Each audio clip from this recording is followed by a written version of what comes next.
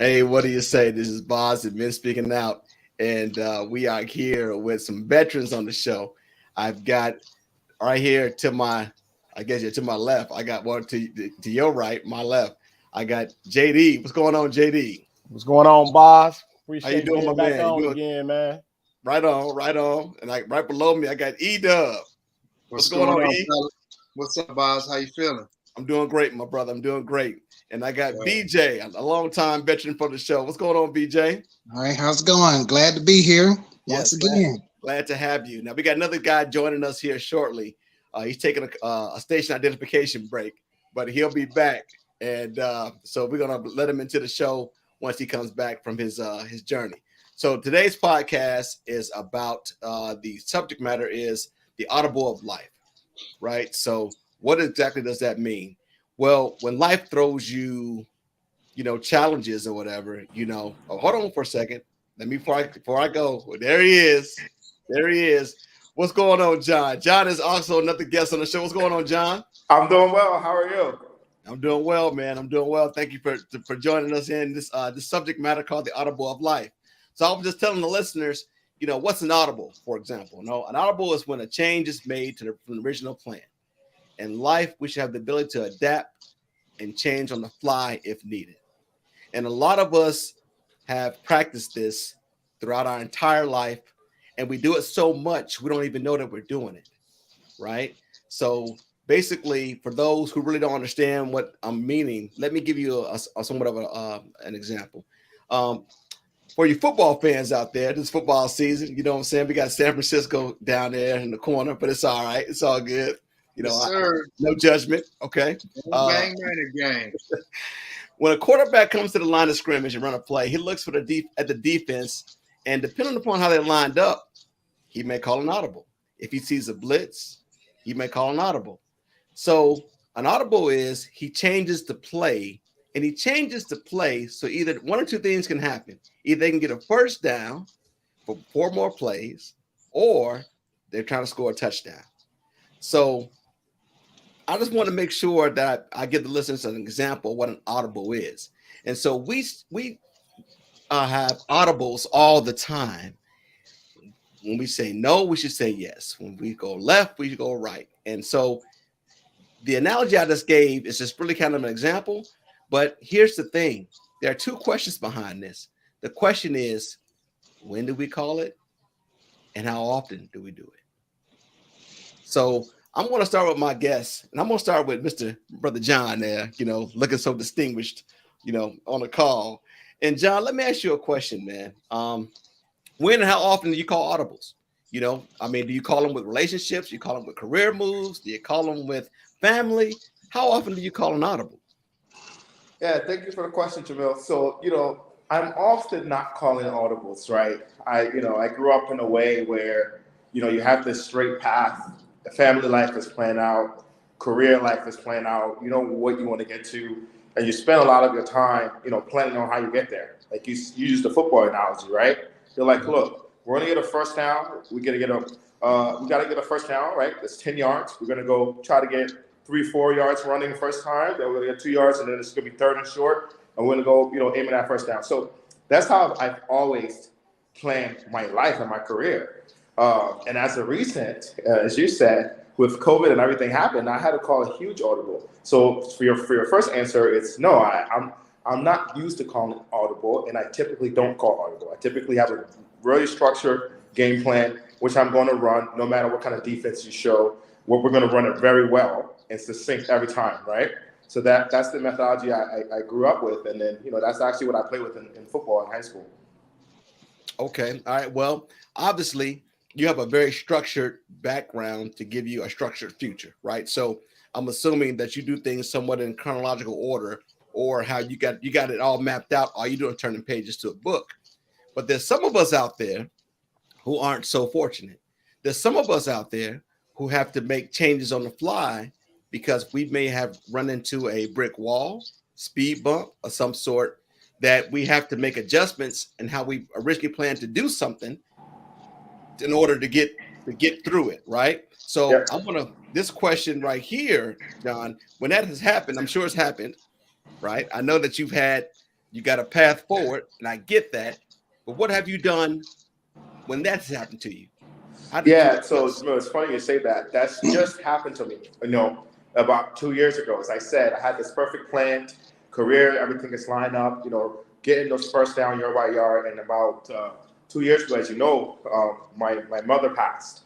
So, and, my father passed when I was a kid. So when my mother passed, everything was out of the girl, right? There's no strategic plans. There's no work in here. There's no girlfriend here. Everything just kind of shut down for me, so bad that I went to Africa for 3 months just to like clear my head.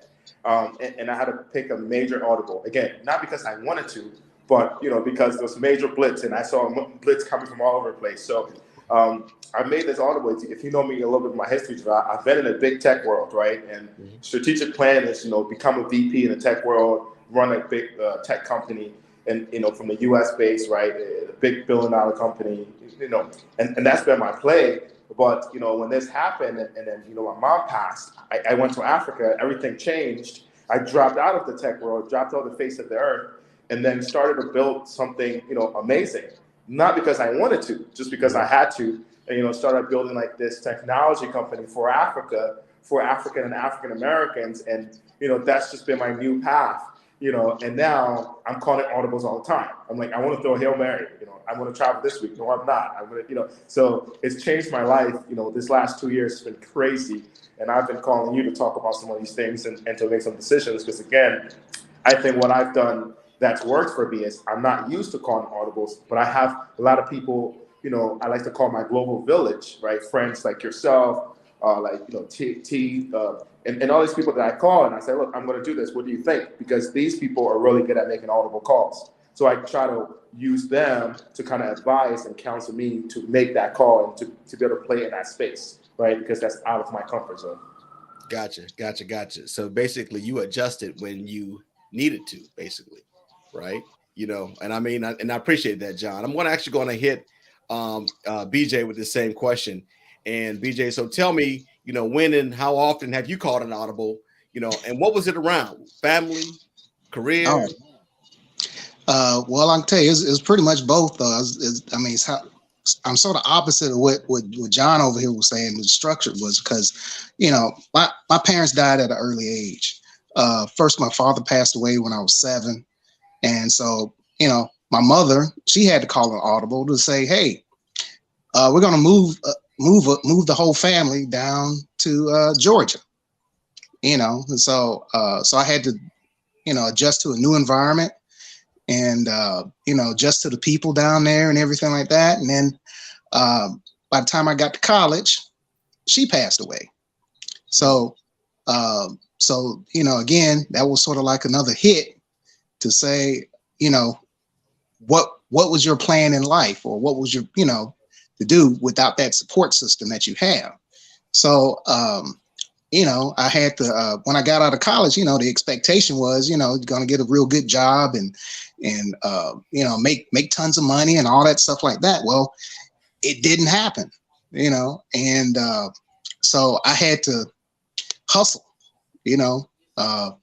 I did things that I had to figure out, what am I good at besides what my major was. And so I was bartending, personal training, doing other odd jobs here and there, just trying to make ends meet. Mm-hmm. And then I did that for about 7-8 years or something like that. And it got to a point where I was getting further and further for what my degree was about. And I always wanted to at least fulfill that dream, because that was one of the promises I made with my mother when she passed away. Mm-hmm. So, I was at a crossroads there. I had to say, well, do I still want to continue hustling like this with getting 3, 4, 5 jobs?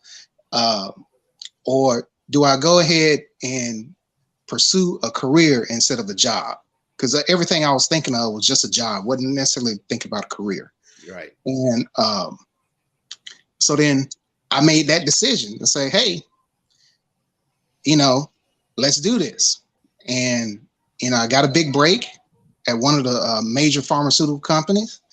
Um, and it just blossomed from here on out.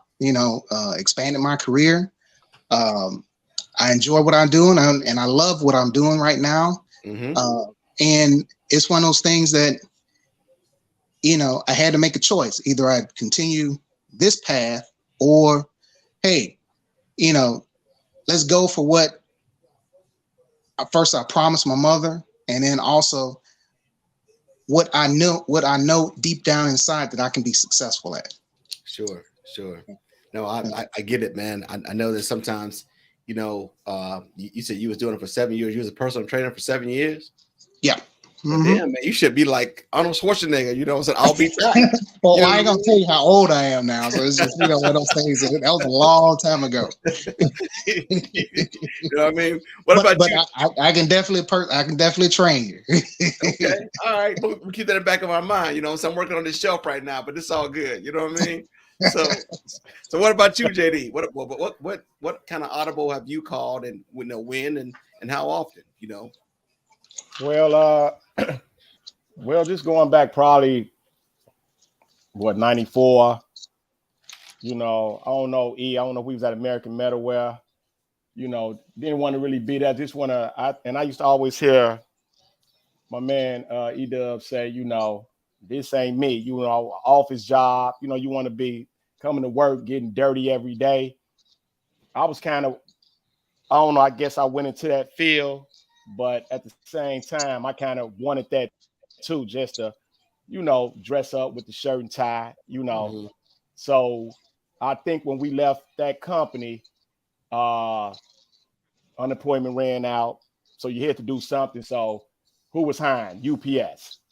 Oh shit, I ain't gonna do this shit forever. You know what I'm saying? So, but then you turn around, I made it a career out of it. Shit, 26 in March. I'll be there, 26 years. Wow. So basically it's a career. I can retire right now, so life will throw a curveball at you, man. My daughter having a baby, not thinking, want the best from her. So Audible been changed there, just trying to put her back on the right path, as in, you got to get your job, you got to whatever, don't depend on no man, you're not married, So, I mean, yeah, it can be rough. And I was going to really mess with John for a minute when he say he stayed with the, but he came back with it with the difference. I was going to say, if you're going to run, if it's 4th and inches, and you're going to run the ball and they stacking the box with 8 players or 9 players, and you got a receiver out there on the wing, you can throw it right to him, but you're going to stay with your same plan and just run the ball. You audible and say, ain't nobody on him. You know what I'm saying? I was just going to mess with him on that, right. But he came back with the second answer, though. But, I mean, yeah, life do throw us curveballs, from our kids, just trying to, family.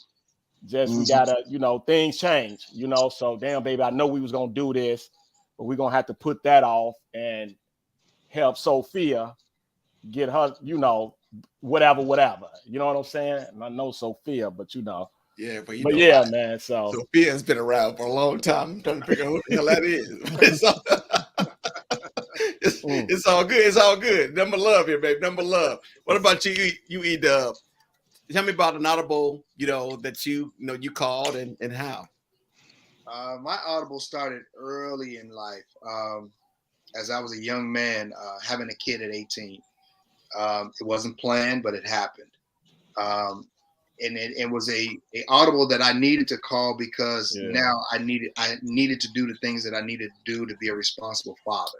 There you go. My plan and my goal is to go to college, play ball at the highest level, and as far as I can take it. So having a kid at 18, fresh out of high school, and still trying to stay with my original plan, which is at a 4-year university for higher education and play football, I had to call that audible. Outside of my freshman year, I had a hard conversation with myself and said, I need to get back close to where my kid was so I can be the father that I needed to be. So that was my first audible in life, where I left the university that I was at, went back home, and started to continue my education in the state where my child was, and still try to get, and be a father, at the best of my ability at a young age. So that was my first challenge at many audibles that I've called throughout my life and my career. It's interesting you said it because I somewhat sort of did the same thing. I mean, I think Audible for me was when I was back in 1992. Of course, the woman I was with at that time, my kid's mom, she got pregnant, right? And so at that time, I was, I think I was working UPS. Believe it or not, I was working UPS, loading them damn 52 feet trucks and shit. Yeah. I was loading them trucks, and it was, I was trying to, my mom always raised me to be like, okay, you're gonna take care of your family, you're gonna do this, you're gonna do this. We don't have no outside babies, you're gonna do this, you're gonna do this. And I think the audible that I called at that time was when I got married. And Joe, you was my best man back then, so you was there walking out when I walked down the aisle, and that was damn near 28, 29 years ago, So, I want to,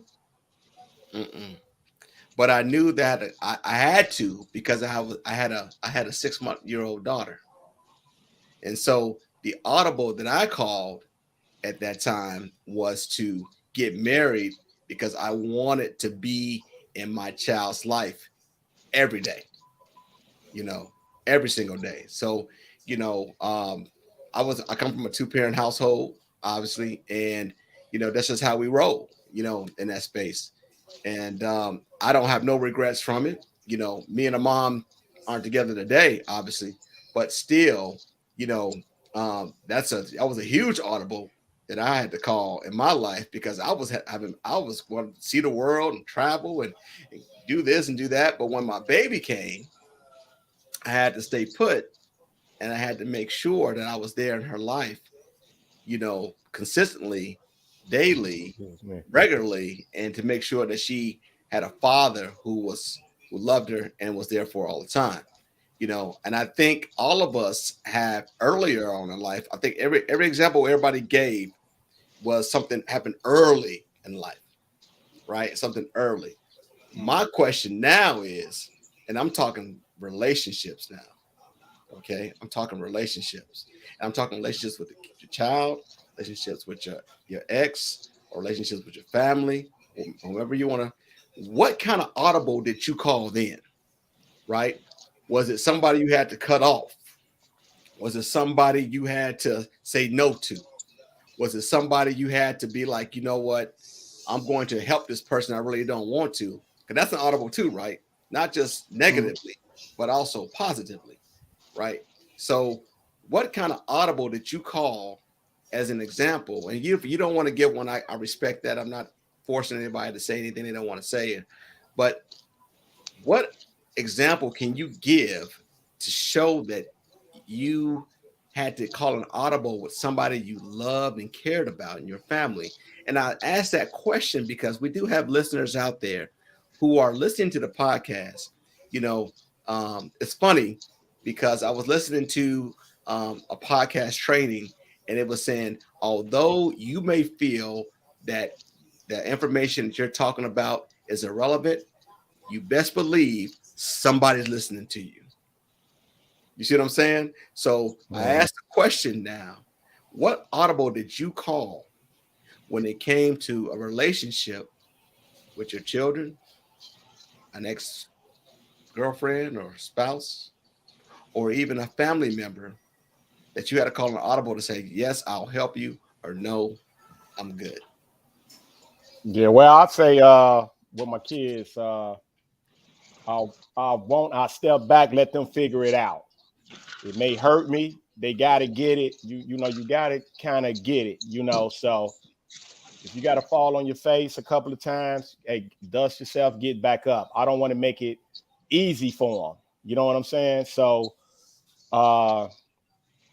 nothing in harm's way. If they really trying, then yeah, I can kind of, give you that push or kind of help out. But going back, like my daughter just turned 28 a couple of days ago.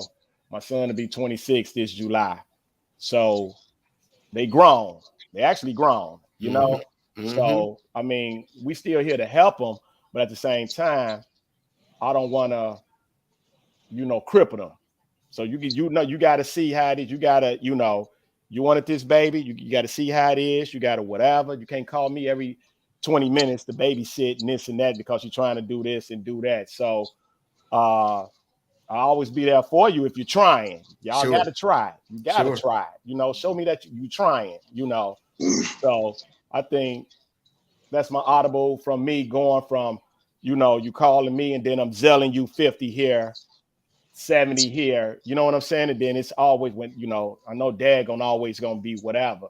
Yeah, you can say you daddy's girl or daddy's son, big boy or this and that. But when I cut you off for a minute, for a while, you gotta, he gonna say he don't got it. You right. I don't got it. Yeah. And then you gotta figure it out. Let me borrow some from you, Yeah. So that's real talk. But it may hurt, but they getting it now. Each time I pick up the call, hey, how you doing? I was this and that. Like we just had a good weekend in Vegas. We just got back, So just do you, pay your bills, and just and live life. But don't always ask for that handout because I'm not gonna do it. Right. No, that's spot on. That's spot on, Joe. What about you, E? What kind of audible have you called when it came to family members or somebody that you love that's near and dear to you? I'll choose the story about my eldest son. So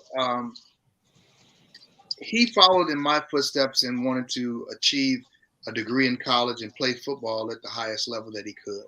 So with that regard, he didn't get a full ride, to the college of his choice as a student athlete. He got a partial scholarship. So off he went to pursue that dream.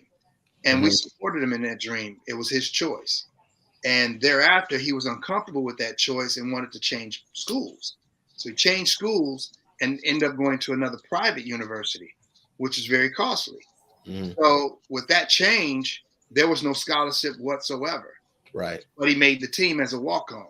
So that means that the tuition was based upon financial, gain from the parent because he's not working. So we're footing the bill, So he goes in there with the opposition to make the team, which he did, and to work hard enough to then gain an athletic scholarship.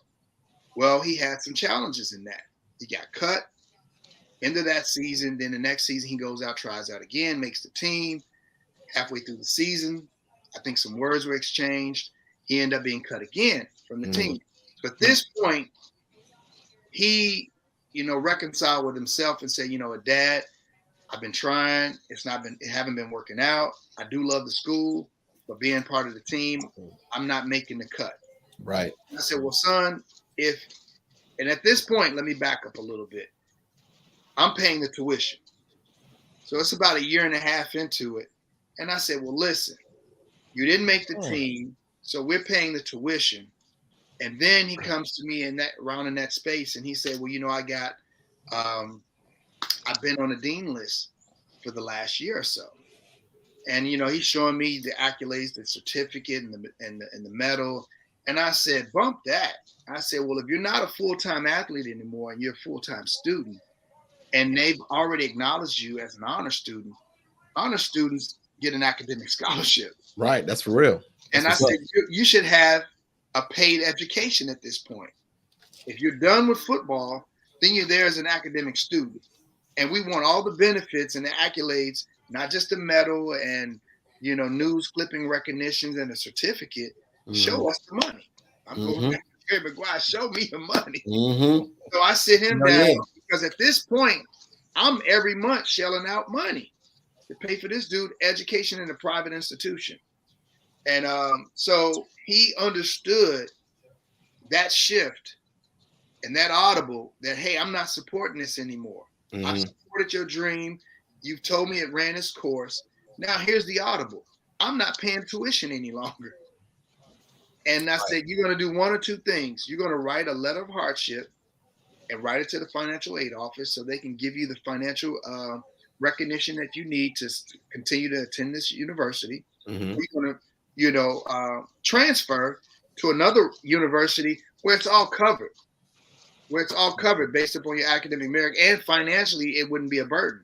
So he did that, and needless to say, they retro some of this, the half a year back, paid it in full, and the rest of the year, the rest of the 2 years, he was on academic scholarship, and he graduated with honors. That's what's graduated up. With a business degree, and that was the greatest Audible I could have, executed. Right on. That's what's up, baby. That's what's up. Yeah. I know exactly right. Exactly. Yeah. Anything that we can do for these young Black men, you know what I'm saying, that are successful, that we need to praise, and we need to make sure that we honor them, because they are tomorrow. You know what I mean? That's what's up. So what about you, BJ? What about you and and your journey? Yeah. Well, I had a Audible with my relationship with my sister. When my mother passed away, the kind of expectation was once I graduated from college, move back in and, find a job, do all those things and stuff like that. Well, once I graduated from college, my sister had a boyfriend at the time. And so it was sort of like who's going to be the alpha in the house per se. So so it was one of those things. I was like, well, he's not even family right now, and so she took his side, and and I was like, well, I was really shocked, because it was like, you and I are blood, and this dude right here, you just known him for a couple of months. So Audible was, do I stay or do I move? And so, and also with the relationship with my sister was like, well, do I, just because she had another guy, do I continue that relationship to, let her know I love her, or just say, let her do her and I'll do me? And so I went ahead and moved out. Didn't talk to her for about 7 years. Wow. Then I got a phone call from my aunt, who was keeping tabs on her every now and then, and keeping tabs on me. And she was saying that, you need to reach out to your sister right now. And I'm like, well, I hadn't talked to her in 7 years, and she hadn't reached out to me. Why? And she was just telling, well, right now I think she needs you. And she was saying one thing it is about family is that, especially since it's only y'all two, y'all need to kind of reconnect and talk. And so at the time I was in California, and, she was in still in Atlanta. And so, again, that was one of those things too. And as far as my career, I was just out there hustling too out in California. So I was like, well, let me find another skill to go back to Atlanta so I can hit the ground running. And instead of wasting time finding a job. So I'm like, okay, I'm gonna go ahead and take this risk and go back to Atlanta, just see how she was doing and everything like that. So afterwards, went over to her house, which was originally our house that we grew up in. And the first thing I saw, the mailbox was made of, we had a brick mailbox out front. So the first thing I saw, the mailbox was all torn up. And then the second thing, when I looked at the house, the windows were broken out.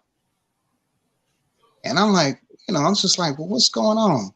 So knocked on the door, and first she was surprised I was there, see me, and she broke down and cried, and held each other and stuff, and then we talked, want to know how I was being. I'm like, well, what's been going on, what's happening, and stuff. And she was like, you know, the boyfriend that she had at that time left her. And, you know, she went ahead and apologized how she was acting about, you know, making me choose if it was him or me. Mm-hmm. And then, you know, we sat and cried. And I said, well, you know, we blood.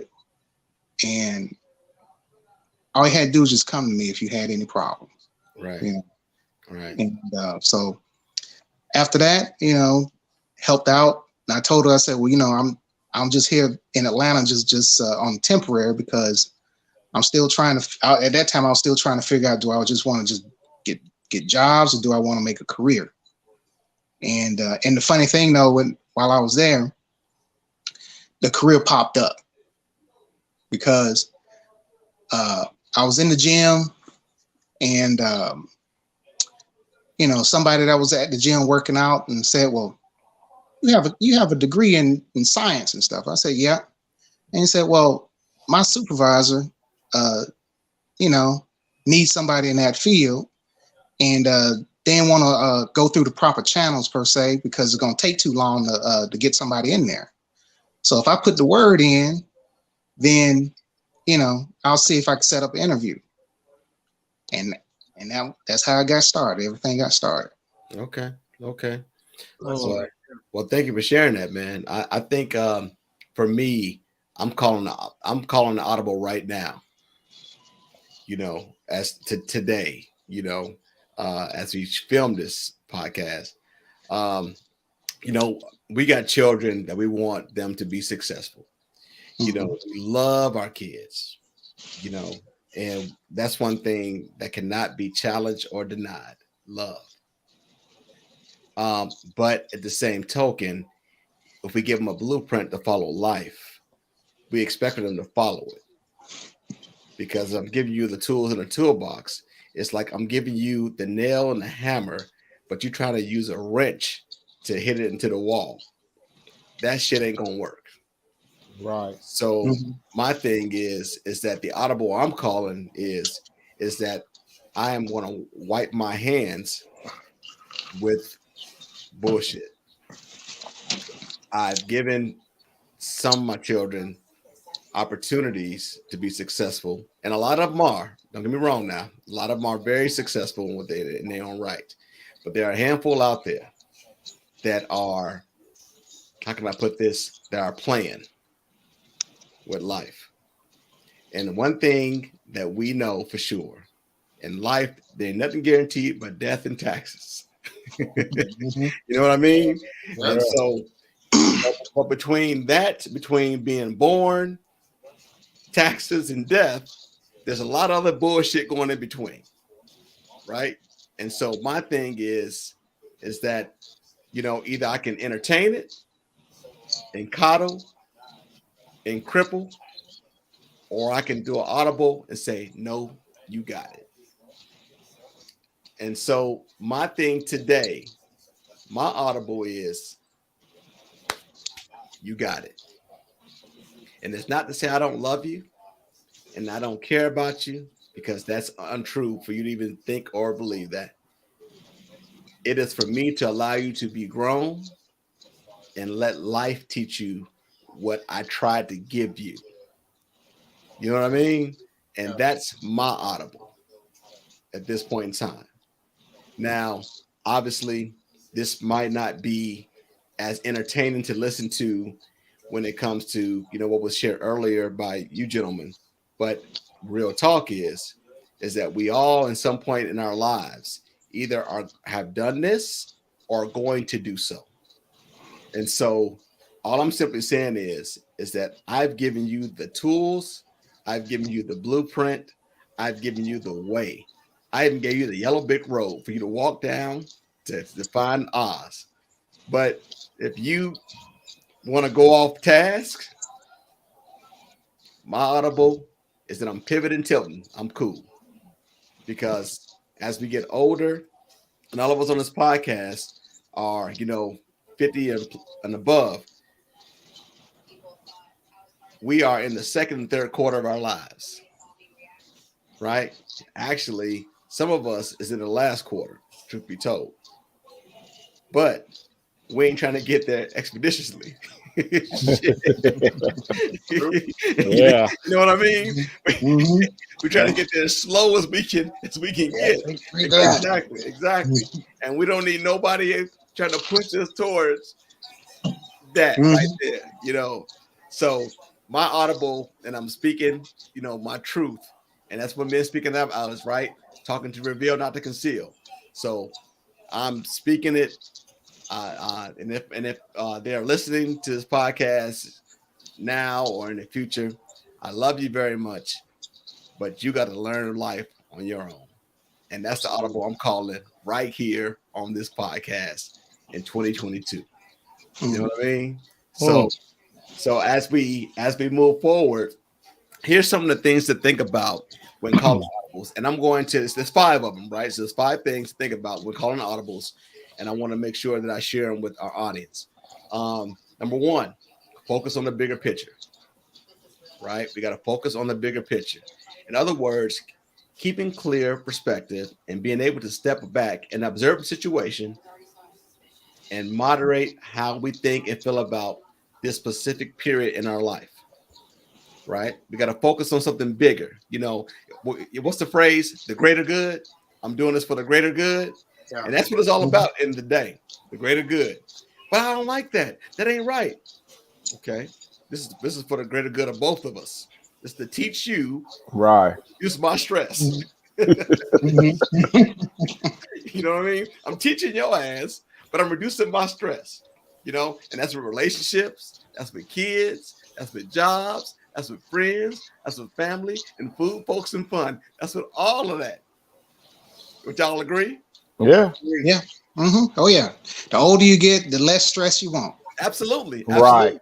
Absolutely. Right. Exactly. Mhm. Yeah. Number 2, prioritize what's most important at that moment. Given the Mhm. circumstance at that time, think about the limitations of what you can do. Ask yourself, what requires my immediate attention? You know, is it something I really want to deal with? You know, or should you be able to handle it your own? Right. Right. You know what I'm saying? You don't need me. You're making decisions without me to get your ass in this hole. Right. Why do you need me to make decisions to help you get out of the motherfucker? Right. You know what I mean? I mean, that's real. You know, you got in it yourself, but you needed me to help you get out of it. You know? Yeah, that's real talk. You know? Yeah. Yeah. Number 3, accept what you can't. I'm sorry, accept what you can't do anything about. You know, there are just times when we go through something and have no control over. You know, all we can do is safeguard our health. Keyword, our health. Mhm. Which more is known, and there's a remedy for the problem. Yep. Control what you can control. Yep. Mhm. Accept it. Some things just have to wait. That's just what it is. You know, you can't allow an audible or situation to stress you, because stress puts on age and bad health, Yeah. you know, and then next thing you know, they said, well, here lies, you know, Joe Dilla or Eric or BJ. They was good, but any day above ground is better than below it. Oh yeah. You know what I mean? Yeah. Go ahead, BJ. You got something on your mind? Like you say, you want to say something? It's on the tip of your tongue. Yeah, I see you over there like rocking. You're like, yeah. Well, I want to say something though. You know, like say when you have your dreams and plans and stuff, and like say you call the audible for plan B, then you get sacked. You know, Yeah. Yeah. even though you call plan B and you got sacked, Yeah. you know, you got to get up and say, okay, well, plan A didn't work, plan B didn't work. Then you got to reevaluate and find a plan C. Yeah. Or fire the offensive coordinator. Yeah. Get rid of that. Yeah. Yeah, coaching change or something.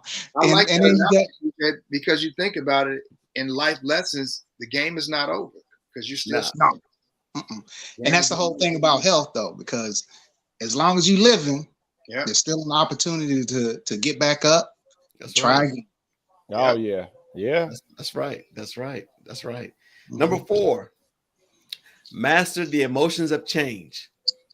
Mhm. Keyword emotional intelligence, which is something we all got to practice. Yeah. Emotions sometimes can run wild and cause bad decision making, especially when we feel overwhelmed, stressed, anxious, disappointed, angry, and even depressed. Don't make major judgment calls based on emotions. You know, emotions, I'm telling you, can put you in a situation to where you're like, wow, did I really think this through? Yeah. Next thing you know, as an example, cops are called, things are being said that you didn't mean to say, and those are things you just can't get back. When you said it, you meant it. I really meant to say that, but I didn't mean to do that, but I was mad.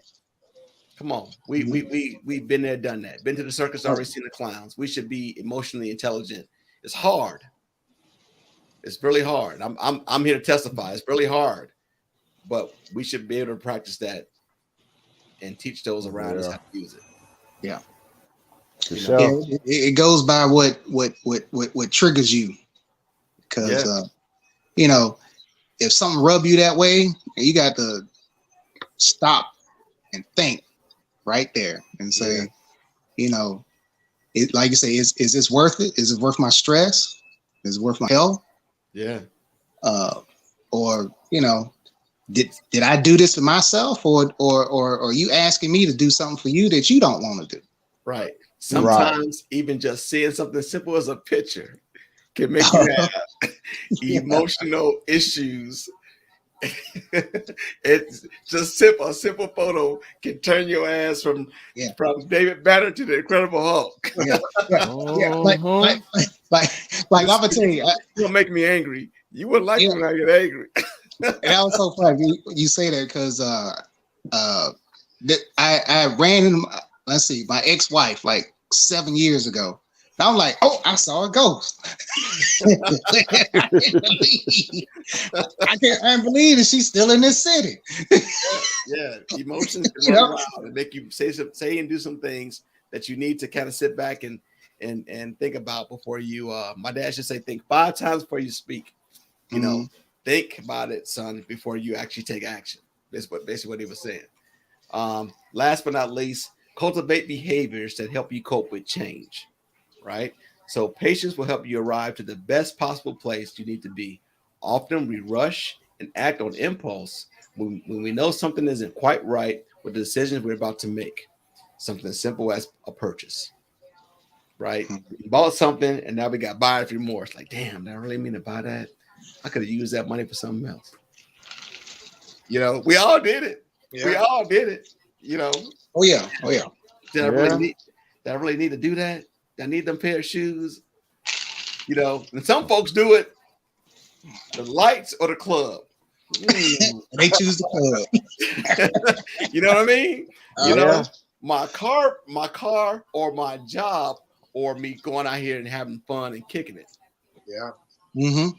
Exactly. And then you find yourself calling the Audible because who they calling for help? Well, or Dad or JD or E-Dub or BJ, I need some help with this, that, and the third. Now you got to call Audible right there. You're right there at the line. And it ain't like 3rd and 5, right? I mean, you need a first down. You 4th and goal. Ain't no punting. You need a first down. Or 4th and goal. Yeah, 4th and goal. Exactly. You got to score. Mm-hmm. You better call the timeout, goddamn it, think about it. Because I don't fuck shit. I don't know.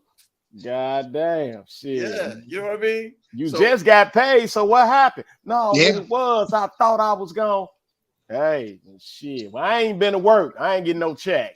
So fuck it. So that person better call an Audible. I've been stood on mine when you got, I'll call you back. Okay. You don't got to because it's going to be the same answer. Same thing. Yeah, right. Exactly. Boy. So basically, man, these 5 tips will help you deal with certain life changes and help you do whatever you can do. Help you do what you can do when you can't do what you want to do. Right. Tupac said it best in the song "Staring Through My Rearview." He said, "Real niggas do what they want to do. Bitch niggas do what they can't do." That's what he said, and I quote Tupac Shakur, God rest his soul. Alexa, play Tupac. Okay. Staring through my rear view. I'm seriously play it in the song. That's what he's saying. Yeah, I know. As you looking back at the world, as you staring through the rear view, looking right. back. You know what I'm saying? Yeah, exactly. So I guess in the end, man, you know, with this, I guess the best advice we can give our listeners is to stay practical, persistent, and positive. You know, stay practical. You gotta be practical about situations, things you can control. You gotta be persistent. You can't give up. You gotta keep trying. You gotta, you know, you get to the line, you see, you know, the defense shift, you see it's gonna be a blitz, you know what I'm saying? Like John said earlier, you know, it's 3rd and inches, and you got a man out there on the wing, you know what I'm saying? I'm throwing a screen. I ain't trying to go up the middle. You know what I mean? All I need is a step. That's it for the first down. And now we got a whole other 4 downs to try it all over again. There you go. Yeah. Right. Exactly. So don't call that play that you get sacked now. Yeah, exactly.